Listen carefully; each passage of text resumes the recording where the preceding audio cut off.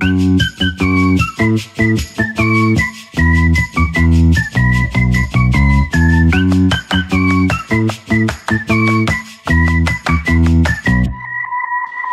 se dit tout et on passe à table. Sandra Ferreira sur Nutri Radio. Bonjour Sandra. Bonjour Fabrice. Est-ce que vous avez fait le plein de boudin ce matin? Elle vous a marqué cette chronique, hein? Ah mais oui. Oui, parce que je vous connais un peu plus maintenant.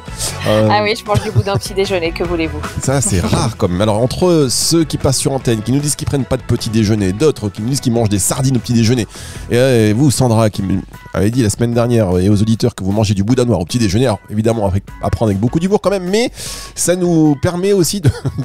Pas totalement faux, hein, en fait. Hein. Moi je peux manger tout oui, c'est pas... Je peux manger des pâtes au petit déjeuner, c'est vraiment ouais, comme ça vient. Ah bah tiens, justement, c'est intéressant parce que ça veut dire qu'il faut d'abord écouter ce qui nous fait plaisir sur le moment. Et donc aujourd'hui, vous avez décidé de nous parler de ces aliments qui nous rendent heureux et ceux qu'on peut privilégier aussi lorsqu'il fait froid. Est-ce que le plaisir de manger rime toujours avec diététique parfaite ? Oui, souvent. Vous allez voir, il y a un petit peu de tout. C'est vrai que quand on parle d'aliments qui rendent heureux, on peut penser à certains aliments en particulier, mais qui ne seraient pas forcément diététiques. Mais vous allez voir qu'il y en a aussi des très diététiques. J'avais envie aujourd'hui, de vous parler de ces aliments qui peuvent nous rendre heureux, pas parce qu'ils sont forcément bons au goût, mais aussi parce qu'ils apportent certaines choses dans l'organisme. Et puis ça me permettra d'embrayer d'ailleurs sur les aliments à privilégier lorsqu'il fait froid, parce que on y est, il fait quand même de plus en plus froid et je voulais vous donner plein de petits conseils là-dessus, comme ça vous allez être heureux et bien au chaud entre guillemets. Donc c'est vrai qu'on parle souvent des super pouvoirs des aliments, ils peuvent nous rendre plus forts, nous protéger contre certaines maladies, même ralentir le vieillissement de notre organisme, mais ils peuvent aussi nous rendre heureux. Et c'est sûr que ces aliments qui nous rendent heureux, on pense souvent qu'ils ne sont pas forcément très diététiques. Si je vous demande là, Fabrice, quel est le plat qui vous donne instantanément le sourire, vous pensez à quoi? Il y en a plein, mais à cette époque-ci, j'attends moi la première raclette de l'année. Ah, j'en étais sûre, j'allais dire. Je mets ma main à couper que c'est un plat, soit très gras, soit très sucré, soit très salé. Bon, vous m'avez fait gras et salé, c'est bien. La raclette, attendez, j'aurais pu vous dire la raclette avec la compote de pommes. Vous faites ça, vous? Ah bon, il va falloir me donner la recette. C'est pas compliqué, vous mettez tout dans le truc, là, boum. Et boum, et c'est fait. Bon, c'est vrai qu'en général, on pense tout de suite, pour être heureux, à un plat qui serait peu recommandable, on va dire, par la diététicienne que je suis. Ouais, mais c'est pas de ça dont on va parler aujourd'hui, parce que c'est vrai que les barres chocolatées, les chips, les bonbons, les burgers, tout ça, ça va nous procurer un effet instantané de bonheur, mais la sensation ne va pas durer. Et moi, ce que je veux aujourd'hui, c'est que ça dure. Donc, c'est vrai que ces aliments ont même plutôt tendance parfois à nous faire culpabiliser après les avoir mangés, ce qui est un tort. Moi, je vais vous parler d'aliments qui vont nous rendre heureux, mais sur le long terme, en aidant notre cerveau à bien fonctionner, surtout au niveau des zones qui diffusent le bonheur. Alors, quels sont ces aliments du bonheur? On a l'impression que je suis en train de vendre quelque chose de fou. En fait, on va en trouver plusieurs et à chaque fois, vous allez voir, c'est une vitamine ou un nutriment en particulier qui va nous aider à réguler nos humeurs. On va commencer par la vitamine B. La B, il y en a dans des aliments très variés, comme la volaille, le poulet, la dinde par exemple, mais aussi dans les épinards, la banane, les céréales complètes. Et cette vitamine, elle a une influence sur notre humeur. Elle a une influence grâce à son action sur une hormone que notre corps produit, qu'on entend souvent dans mes chroniques, la sérotonine. Alors retenez bien ce nom car je vais vous en parler beaucoup dans cette chronique. La sérotonine, elle est mieux connue sous le nom d'hormone du bonheur. Elle va réguler nos émotions, elle nous apporte du bien-être lorsqu'elle est présente en quantité suffisante dans notre organisme. Seulement, et c'est là le souci, pour que cette production se passe bien, il nous faut de la vitamine B, qu'on va retrouver notamment dans les aliments que je viens de citer. Donc, je rappelle la viande, les volailles en particulier, mais aussi dans les épinards. Là, c'est là où on se dit, ah oui, elle me dit de manger des épinards pour être heureux. J'y crois peu, mais voilà, parce que les épinards, c'est assez reconnu pour ne pas être très apprécié, mais pourtant c'est très bon et ça va vous aider au niveau de cette sécrétion de sérotonine.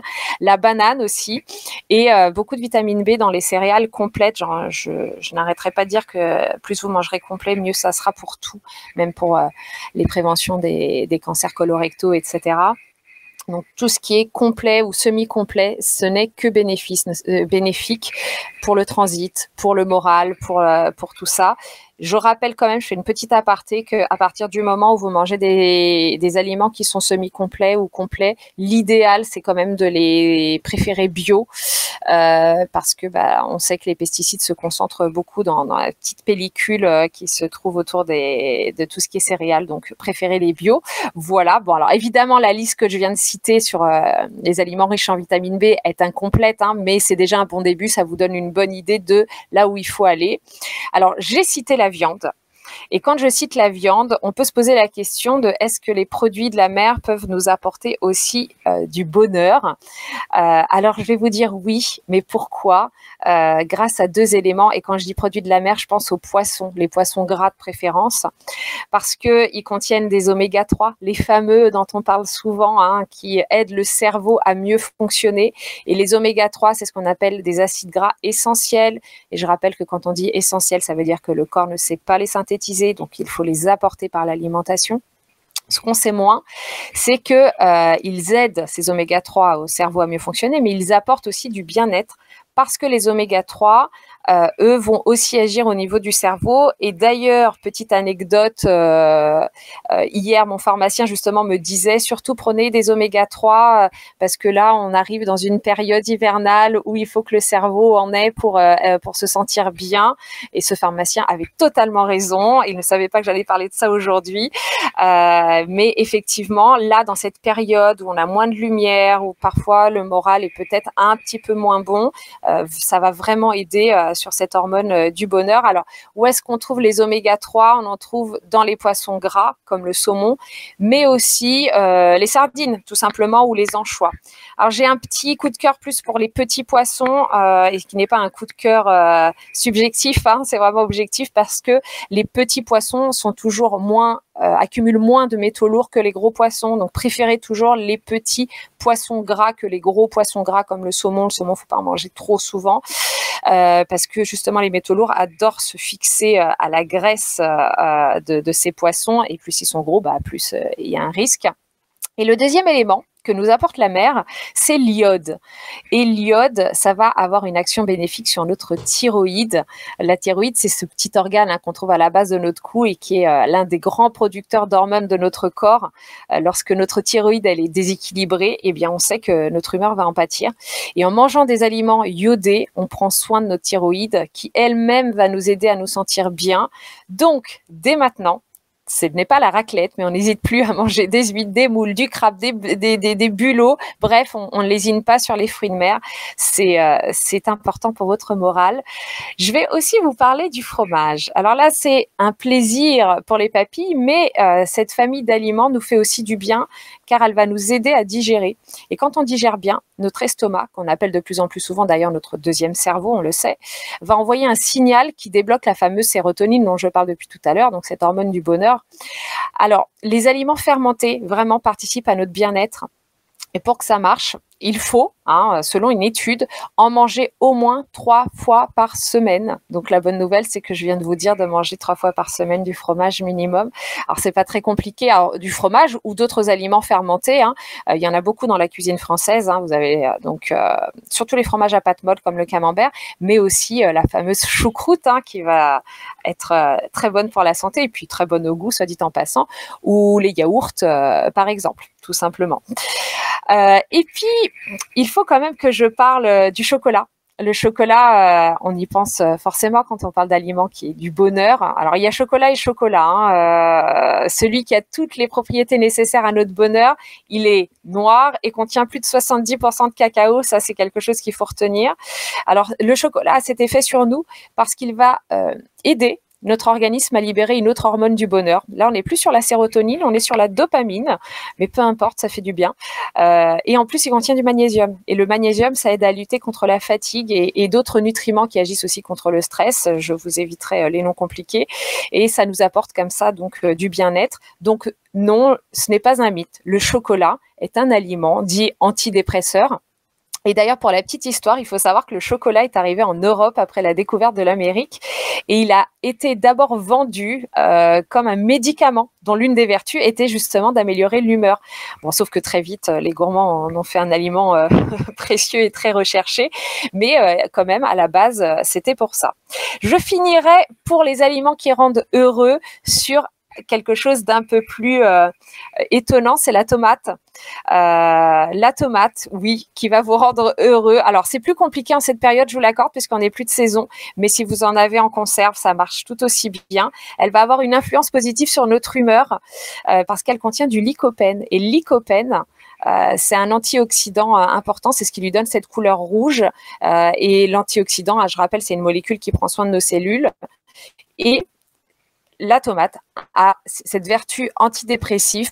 On l'a remarqué lors d'une étude sino-japonaise qu'il a révélée il y a quelques années. Selon cette étude, très étonnante, le risque de dépression diminuait de 46% chez ceux qui mangent des tomates 2 à 6 fois par semaine. Je trouve ça incroyable. Mais alors, bien sûr, je le répète, en cette période, prenez plutôt les tomates en conserve parce qu'on n'est plus du tout de saison et les tomates n'ont pas bon goût, sans parler du fait que c'est pas normal d'avoir des tomates en cette saison. Donc voilà, là maintenant, vous connaissez tout sur les aliments qui vous rendent heureux. Et là, je vais embrayer sur les aliments ça me fait penser à cette chanson. Privilégié quand il fait froid. Mange des tomates, mon amour. C'est la chanson française. Voilà, on comprend pourquoi, d'où elle tire son origine, cette chanson. Ah bah c'était ça. C'était grâce à cette étude sino-japonaise, c'était sûr. Évidemment, car dans beaucoup de chansons un peu potaches, il y a des études cliniques validées, des études scientifiques. On marque donc une toute petite pause et on se retrouve après ceci. On se dit tout et on passe à table.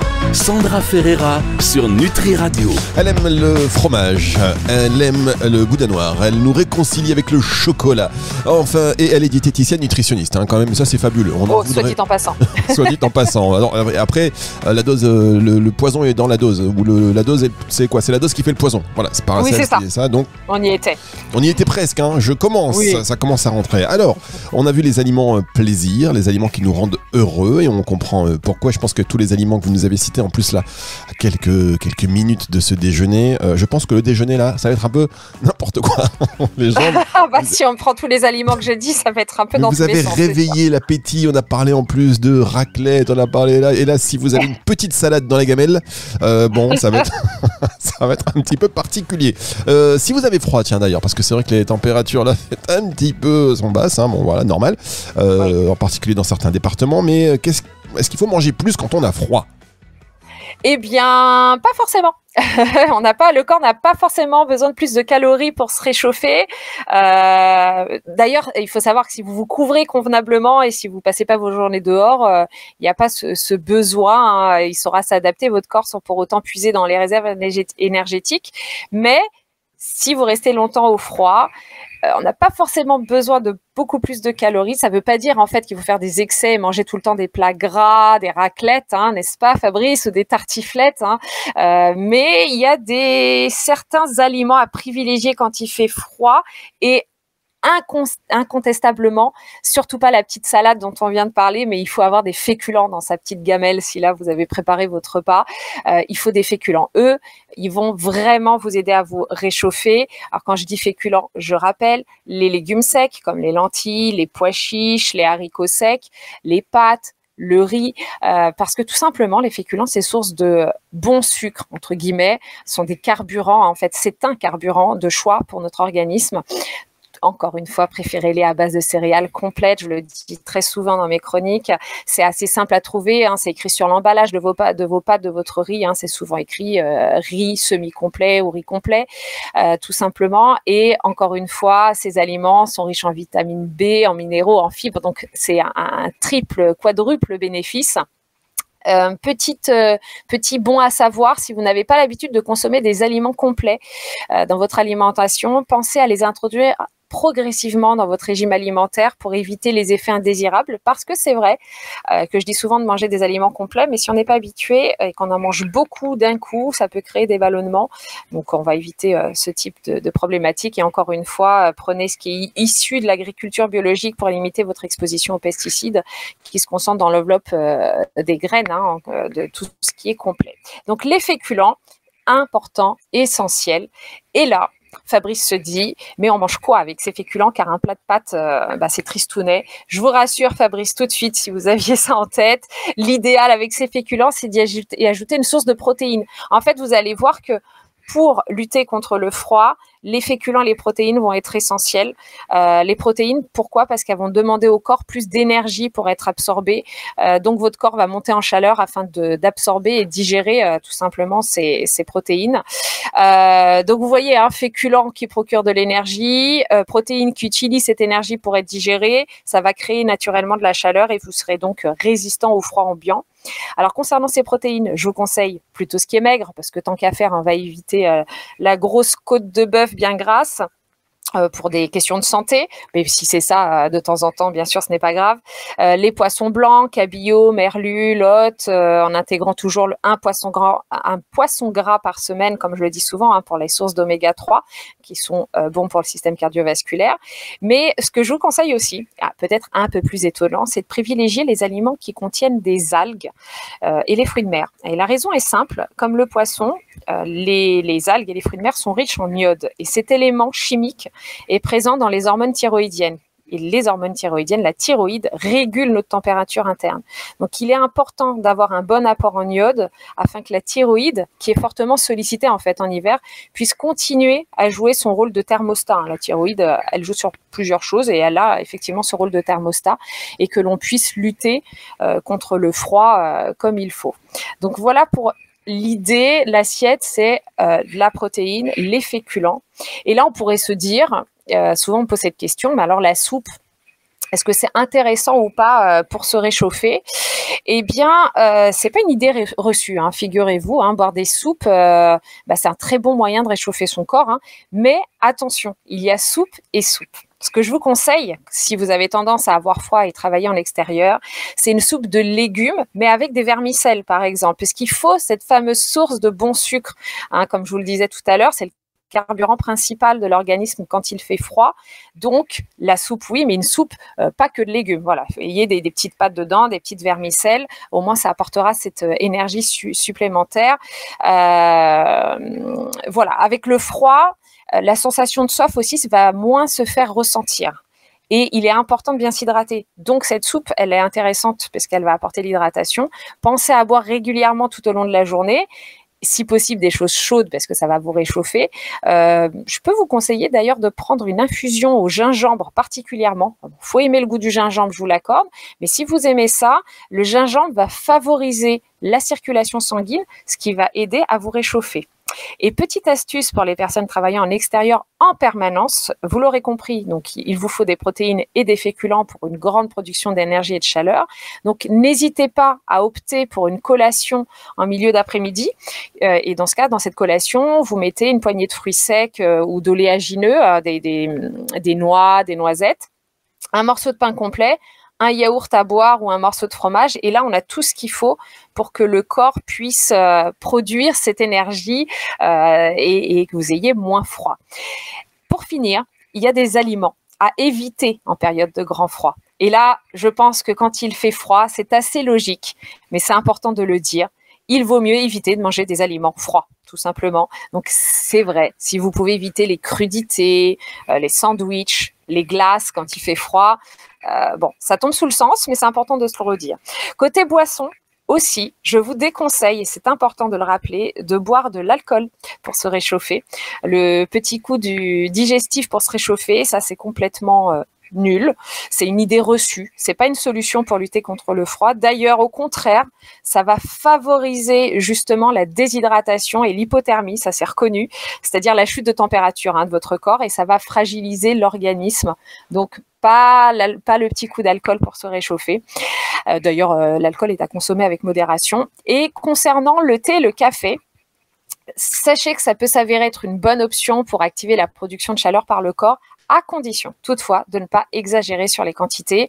Je vous recommande, pour vous donner des chiffres, pas plus de 3 à 4 cafés par jour, qui sont le café est un bon aliment santé, mais au-delà de 3 à 4, ça a des effets néfastes. Donc voilà, maintenant vous savez tout, voilà. Vous allez être heureux et bien au chaud. Mais vous avez oublié quelque chose dans les boissons chaudes, alcoolisées. On parle aussi souvent du vin chaud à la cannelle. Ah oui, alors comme il est chaud, et c'est une très bonne remarque, Fabrice. Comme il est chaud, l'alcool s'est évaporé. Donc là, effectivement, vous pouvez prendre un petit vin chaud à la cannelle, puisqu'on n'a plus l'alcool. C'est l'alcool qui va être problématique et qui va justement favoriser la déshydratation et l'hypothermie. Donc le petit vin chaud, après la descente de la piste de ski, pas de souci. Très bien, mais à consommer quand même avec modération, parce que selon la température à laquelle vous faites chauffer, c'est plus ou moins évaporé. Parce que j'en ai connu après 2 verres de vin chaud, et ce qui est plus droit. Oui, donnez pas ça à vos enfants à tout va, parce qu'il en reste quand même un peu d'alcool selon la température et le temps de chauffe, effectivement. Merci beaucoup Sandra, on va se retrouver la semaine prochaine, et puis cette émission dispo en podcast à partir de 18h ce dimanche. Au revoir Sandra. Au revoir Fabrice. C'est le retour de la musique tout de suite sur Nutri Radio. On se dit tout et on passe à table. Sandra Ferreira sur Nutri Radio.